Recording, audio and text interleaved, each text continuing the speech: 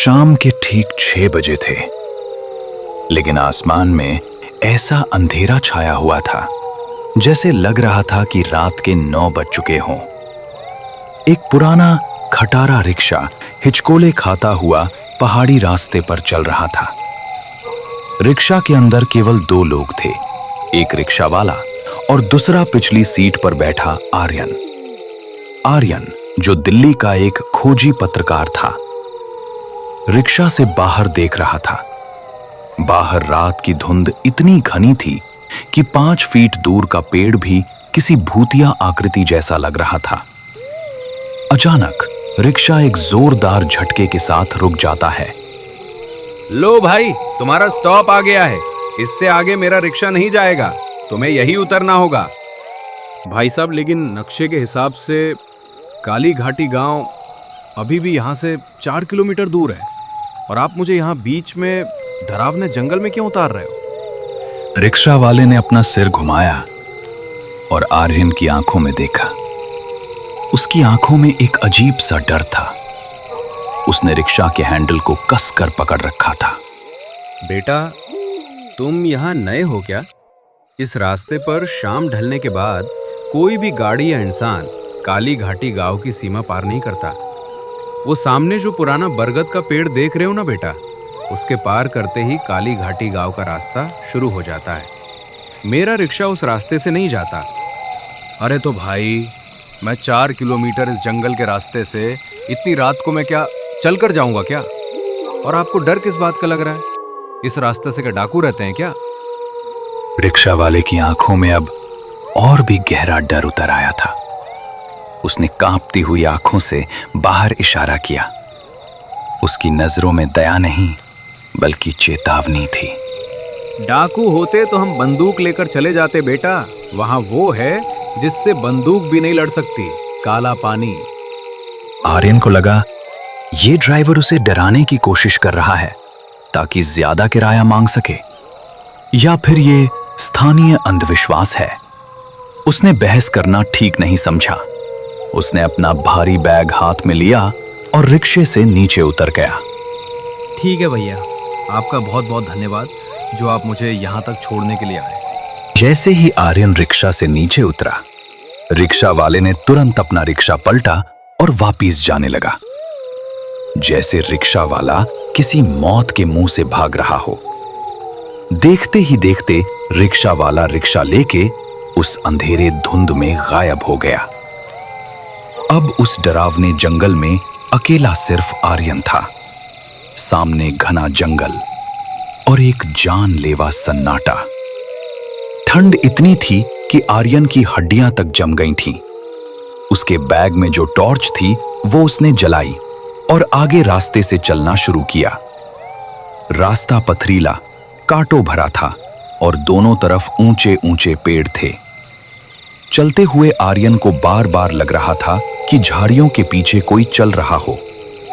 पत्तों की आवाज उसके कदमों के साथ ताल मिला रही थी। चलते चलते आर्यन खुद से बातें कर रहा था। ये सिर्फ हवा है। मैं दिल्ली की भीड़ भाड़ से आया हूँ, इसलिए शांति मुझे अजीब लग रही है। मुझे सिर्फ समीर को ढूंढना है। आर्यन उसके छोटे भाई को ढूंढने उस काली घाटी गांव जा रहा था। समीर आर्यन का छोटा भाई, जो एक वाइल्ड लाइफ फोटोग्राफर था, 2 महीने पहले उसी काली घाटी गांव में गया था। और आखिरी बार जब उसने घर फोन किया था तो उसकी आवाज में एक अजीब सी घबराहट थी। उसने कहा था, भैया, मैंने वो तालाब देख लिया है, वो मुझे बुला रही है। और उसके बाद से उसका फोन बंद आ रहा था। पुलिस ने हाथ खड़े कर दिए थे, इसलिए आर्यन खुद उसे ढूंढने इस काली घाटी गांव आया था। करीब 1 घंटे चलने के बाद धुंध थोड़ी कम हो गई थी। उसे दूर कुछ मध्यम रोशनियां दिखाई दी जो काली घाटी गांव के घरों से आ रही थी। कुछ ही सामने जाने के बाद काली घाटी गांव का प्रवेश द्वार आ जाता है, लेकिन उस प्रवेश द्वार पे एक पुराना लकड़ी का बोर्ड बना हुआ था जिस पर लिखा था, काली घाटी गांव, आना मतलब मौत को बुलावा देना है। ये देख के आर्यन घबरा जाता है।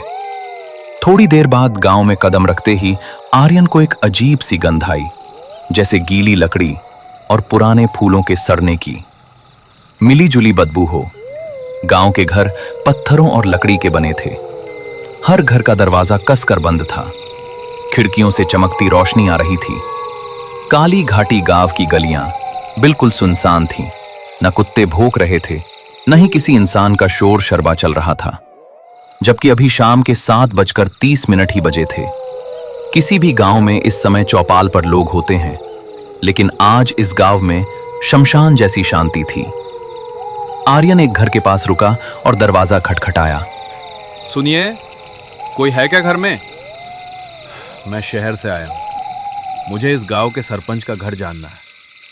अगर कोई घर के अंदर है तो प्लीज मेरी मदद करो। अंदर से कोई जवाब नहीं आया, लेकिन आर्यन ने महसूस किया कि दरवाजे के पीछे कोई खड़ा है और सांस रोके उसकी बातें सुन रहा है। कोई भी दरवाजा खोल नहीं रहा था। आर्यन आगे बढ़ा। थोड़ी दूर जाने पर उसे एक चबूतरे पर एक बूढ़ा आदमी बैठा दिखाई दिया। आर्यन उसके पास गया और बोला, काका, राम राम।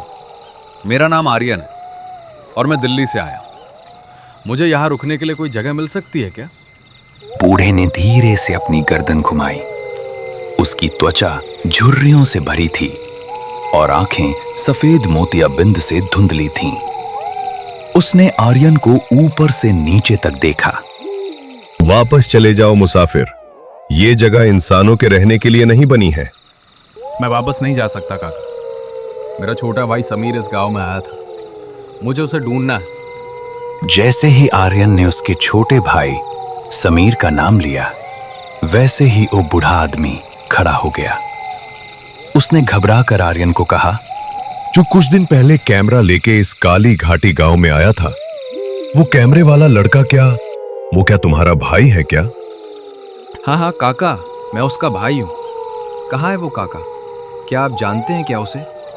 बूढ़े ने चारों तरफ देखा, जैसे उसे किसी बात का डर हो कि हवाएं उनकी बातें तो नहीं सुन रही है।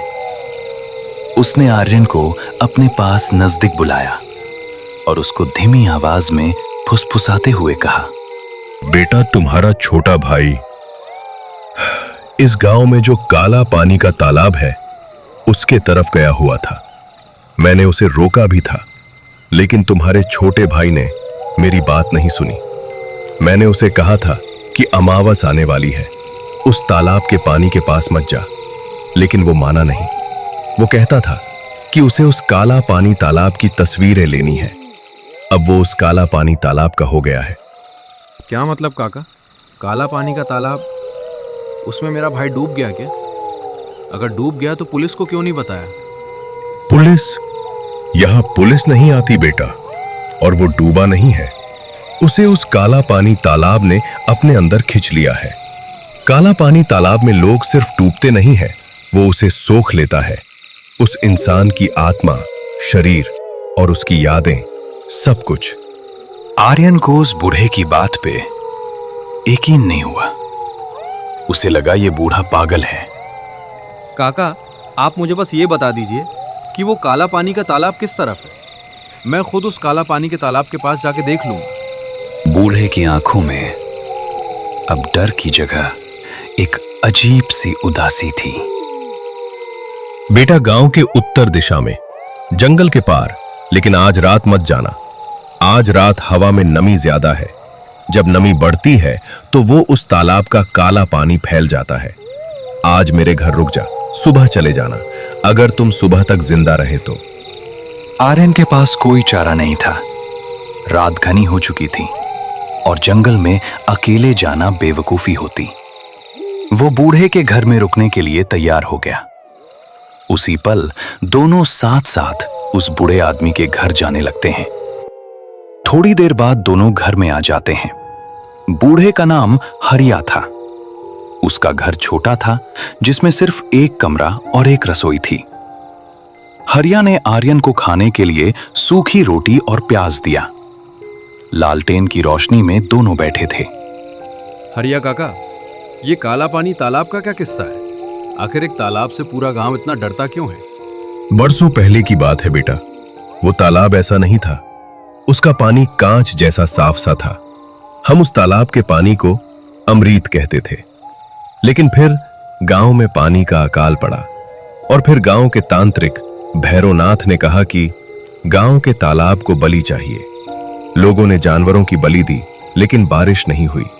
अगली बार भैरवनाथ ने कहा कि तालाब को इंसान का खून चाहिए। भैरवनाथ के पागलपन में गांव वालों ने एक अनाथ बच्ची को उस तालाब में फेंक दिया। बच्ची चीखती रही, चिल्लाती रही, लेकिन उसकी पुकार किसी ने नहीं सुनी। फिर क्या हुआ काका उस बच्ची का? बेटा, बच्ची उस तालाब में डूब के मर गई। उसी समय आसमान काला हो गया। मूसलाधार बारिश शुरू हो गई, लेकिन वो पानी नहीं था, वो काला कीचड़ जैसा तेजाब था। तब से उस तालाब का पानी काला पड़ गया। वो बच्ची आज भी वहां उस तालाब में भटकती रहती है। उस तालाब में वो अकेली है, इसलिए वो दूसरों को बुलाती है खेलने के लिए। आर्यन को कहानियों पर विश्वास नहीं था, लेकिन हरिया के बताने के तरीके में एक सच्चाई थी जो रोंगटे खड़े करने वाले थे। ये सब अंधविश्वास है काका। समीर शायद कहीं फंस गया होगा। बेटा, तुम आजकल के जमाने के हिसाब से बातें कर रहे हो। बेटा, तुमको ये बातें झूठी लगती होगी, लेकिन ये बातें झूठी है नहीं। अब ऐसा करो, तुम सो जाओ। ये बातें हम कल करते हैं।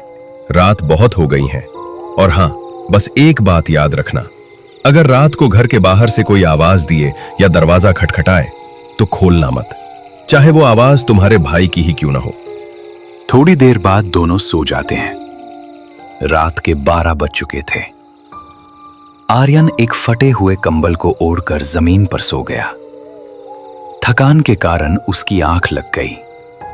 घर के बाहर रात के अंधेरे में डरावने डरावने आवाजें आनी शुरू हो गई थी। ऐसा लगता था कि आज की रात काली घाटी गांव में कुछ अनहोनी होने वाली हो। रात के ठीक 2 बज चुके थे। घर के अंदर आर्यन और बूढ़ा आदमी गहरी नींद में सो चुके थे। तभी अचानक बाहर से किसी ने दरवाजा खटखटाया। तभी अचानक आर्यन की आंख खुल जाती है। सन्नाटे में वो आवाज बहुत तेज लग रही थी। आवाज खिड़की से आ रही थी। उसने अपनी घड़ी देखी। रात के 2 बज रहे थे। हरिया काका कोने में सोए हुए थे और जोर जोर से खर्राटे ले रहे थे। आर्यन उठकर बैठ गया। उसका दिल जोर से धड़क रहा था। रात के 2 बज चुके हैं और इतनी रात को कौन हो सकता है जो दरवाजा खटखटा रहा है? तभी आर्यन ने मन में सोचा कि शायद कोई जानवर हो। तभी बाहर से एक आवाज आई, एक बहुत ही जानी पहचानी लेकिन दबी हुई आवाज। भैया जल्दी दरवाजा खोलो, बाहर बहुत ठंड है। आर्यन का खून जम गया। ये समीर की आवाज थी, बिल्कुल वैसी ही जैसे बचपन में जब वो बाहर खेल कर आता था और दरवाजा खटखटाता था। आर्यन तुरंत खड़ा हो गया। वो खिड़की की तरफ जाने लगा। समीर, बाहर तुम हो क्या? हाँ भैया, मुझे इस गांव से ले जाओ, वो आ रही हैं। जल्दी दरवाजा खोलो, मुझे बाहर बहुत ही डर लग रहा है। आर्यन का हाथ दरवाजे की कुंडी पर गया। वो दरवाजा खोलने ही वाला था कि तभी उसे हरिया की चेतावनी याद आई। बेटा, चाहे वो आवाज तुम्हारे भाई की ही क्यों ना हो, भूलकर भी दरवाजा खोलना मत। आर्यन को कुछ समझ नहीं आ रहा था। उधर उसका भाई बाहर ठंड में अकड़ रहा था। तभी आर्यन बाहर खड़े उसके भाई समीर को कहता है, समीर, तुम खिड़की के पास आओ, मुझे अपना चेहरा दिखाओ। आर्यन ने खिड़की के बाहर झांकने की कोशिश की। बाहर घोर अंधेरा था। उसने अपनी टॉर्च चलाई और खिड़की से बाहर रोशनी मारी। रोशनी पड़ते ही जो उसने देखा, उसके हलक से जान निकल गई, लेकिन आवाज मुंह में ही दब गई। बाहर उसका भाई समीर खड़ा था, या कम से कम समीर जैसा कुछ। उसके कपड़े वही थे जो उसने फोटो में पहने थे। उसका शरीर अजीब तरह से फूला हुआ था, लेकिन सबसे भयानक उसका चेहरा था। उसकी आंखें नहीं थीं, उसके होंठ सिले हुए थे। तो फिर आवाज कौन निकाल रहा था? तभी आर्यन ने देखा कि समीर के पीछे अंधेरे में एक लंबी काली परछाई खड़ी थी और आवाज उस परछाई के पेट से आ रही थी, जो समीर जैसी आवाज निकाल रही थी। भैया, तुमने दरवाजा नहीं खोला, अब मैं अंदर आ रहा हूं। और तभी अचानक खिड़की से जोर जोर से आवाजें आने लगी। क्या हुआ बेटा? तुम इतने डरे हुए क्यों हो? तूने किसी को देखा क्या? काका, मेरा भाई समीर बाहर है, लेकिन वो समीर नहीं है काका, वो कुछ और है। तभी बूढ़े आदमी ने घर के अंदर से कुछ लाल मिर्च और एक नींबू लाकर उस खिड़की के पास लटका दिए। जैसे ही खिड़की पे नींबू और लाल मिर्च लटका दी, वैसे ही बाहर का शोर अचानक रुक गया। एकदम सन्नाटा। कुछ पलों बाद खिड़की के बाहर से एक गीली फिसलन भरी हंसी की आवाज आई। कल मिलेंगे आर्यन, मेरे तालाब का काला पानी प्यासा है, मैं जल्दी लौट आऊंगी। उसके बाद कदमों की आवाज दूर जंगल की तरफ जाती हुई सुनाई दी। आर्यन पसीने से तरबतर हो गया था। उसे अब समझ आ गया कि वो किसी साधारण गुमशुदगी के मामले को सुलझाने नहीं आया है। ओह, तो इस काली घाटी गांव में अपनी मौत लेकर आया है। काका, वो क्या था? बेटा, वो उसी तालाब में डूबी हुई लड़की की परछाई थी। वो तुझे आजमाने आई थी। अब वो जानती है कि तू यहां है और तू तेरे छोटे भाई समीर को लेने आया है। अब बेटा, तुझे सावधान होना होगा। कल का दिन तेरे लिए बहुत भारी होगा। काका, मुझे कल ही उस काला पानी तालाब पर जाना होगा, इससे पहले कि वो मेरे भाई के शरीर के साथ और कुछ करे। वहां जाने का मतलब अपनी मौत को दावत देने जैसा होगा बेटा। काका, मेरी मौत तो तब होगी जब मैं बिना कोशिश किए वापस चला जाऊं। काका, सुबह होते ही हम काला पानी तालाब के पास जाएंगे। ठीक है बेटा, तुम इतना कह रहे हो तो हम कल काला पानी तालाब के पास जाएंगे। अब रात बहुत हो गई है, थोड़ी ही देर में सुबह हो जाएगी। जैसे ही सुबह होती है हम निकल जाएंगे। अगले दिन दोनों उस काला पानी तालाब के रास्ते से निकल पड़ते हैं। थोड़ी ही दूर जाने के बाद भयानक जंगल का रास्ता शुरू हो जाता है। लेकिन जैसे ही दोनों जंगल के अंदर गए, वैसे ही उस जंगल में अंधेरा होने लगता है, जैसे रात हो गई हो। यह सब देख के आर्यन डर जाता है। अचानक दोनों रुक जाते हैं। तभी आर्यन बूढ़े आदमी से कहता है, काका, ये कौन सा माया जाल है? जंगल के बाहर तो दिन का उजाला है, और जैसे ही हम जंगल के अंदर आ गए, वैसे ही यह रात का सन्नाटा शुरू हो गया। बेटा, ये उस काला पानी तालाब का रास्ता है। इस रास्ते से दिन में भी रात होती है। अब बेटा, रुको मत, आगे बढ़ते रहो। ये इस जंगल का माया जाल है, इस पे ध्यान मत दो और आगे बढ़ो। दोनों आगे निकल गए। चलते चलते जंगल से भयानक डरावनी डरावनी आवाजें आनी शुरू हो गईं। थोड़ी ही आगे जाते ही उनको ओ काला पानी तालाब दिखाई देने लगता है। वहां जाते ही आर्यन जोर से चिल्लाकर उसके भाई समीर को आवाज देता है। समीर, तुम कहाँ हो? मैं तुम्हें लेने आया हूं। चलो मेरे भाई, घर चलो। तभी अचानक उस तालाब से आर्यन के छोटे भाई समीर की आत्मा निकलने लगती है। भैया, मैं घर नहीं आ सकता क्योंकि मैं अब इस दुनिया में नहीं रहा। तुम वापस लौट जाओ भैया। ये तालाब बहुत ही खराब है। कुछ दिन पहले मैं इस तालाब के फोटो लेने आया था, लेकिन इस तालाब ने मेरे को अपने अंदर खींच लिया। भैया, तुम एक पल भी यहाँ मत रुको, जल्दी यहाँ से वापस चले जाओ, नहीं तो ओ आ जाएगी।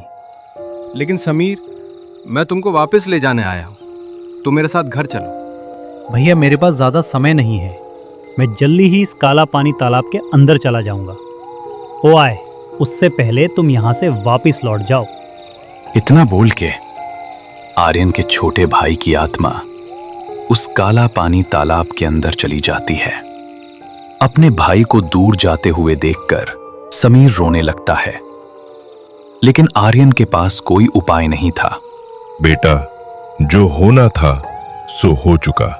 अब तुम अपने गांव वापिस लौट जाओ, क्योंकि तुम्हारा भाई अब तुम्हारे पास कभी वापिस नहीं आएगा।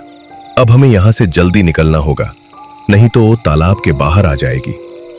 तभी वहां से दोनों वापस लौट जाते हैं। कुछ देर बाद अपने छोटे भाई को वापस लिए बिना आर्यन दुखी मन से अपने गांव वापस लौटने लगता है।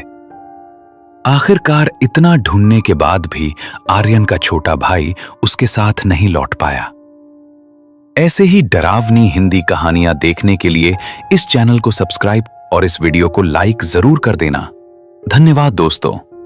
Watching for horror video for भूतिया टुनवाला।